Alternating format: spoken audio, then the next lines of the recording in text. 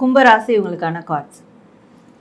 So இவங்களுக்கு இந்த அடுத்து வரக்கூடிய ஒரு வருடமானது இவங்களுக்கு மிகப்பெரிய ஒரு டேர்னிங் பாயிண்ட், டிரான்ஸ்ஃபர்மேஷன் இருக்குது அப்படின்னு காட்டுது.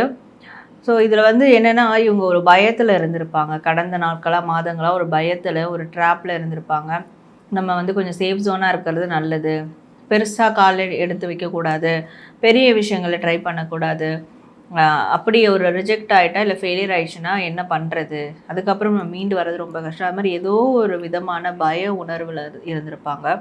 அந்த பயத்துலேருந்துலாம் வெளியே வர மாதிரி அந்த ஒரு டிரான்ஸ்ஃபர்மேஷனும் திருப்பு முனையும் இந்த வரக்கூடிய ஒரு வருட காலத்தில் அவங்களுக்கு நடக்க போகுது அப்படின்னு இருக்குது. இப்போ நினைக்கிற ஒரு விஷயங்களை வந்து ஈஸியாக செய்யலாம். ஸோ பயம் தேவையில்லை அப்படின்னு. ஆமாம், பயம் தேவையில்லை.